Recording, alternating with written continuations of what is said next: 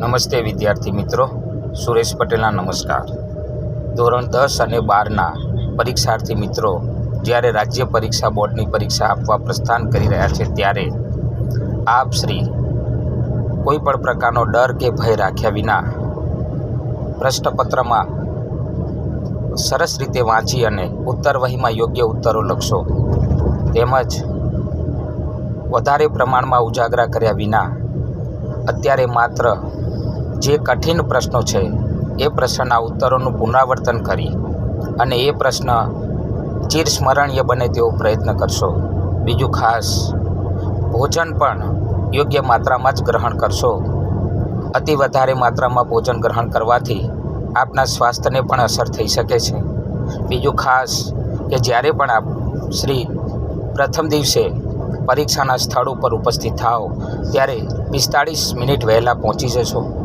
બીજું ખાસ કે જે કંઈ પરીક્ષાલક્ષી સાધન સામગ્રીની આવશ્યકતા હોય એટલે કે હોલ ટિકિટ, કંપાસ બોક્સ, કંપાસની અંદર સંપૂર્ણ સાધનો, 2 કે 3 પેન, આ બધી જ સાહિત્ય સામગ્રી સાથે આપ ઉપસ્થિત થશો।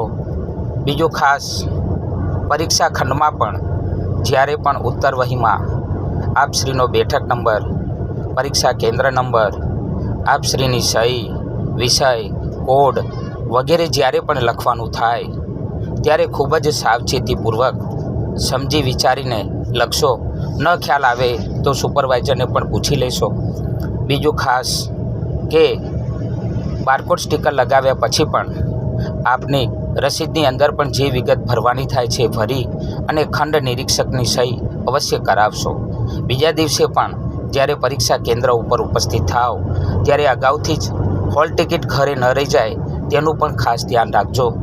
ધોરણ 10 અને 12ના સર્વ વિદ્યાર્થી મિત્રો કોઈ પણ પ્રકારનો ડર કે ભય રાખ્યા વિના ઉત્તરવહીમાં એક પ્રશ્નનો ઉત્તર સારી રીતે લખશો, તેમજ પ્રશ્નપત્રની અંદર પણ પ્રશ્નને સારી રીતે વાંચી સમજી વિચારીને જ લખજો।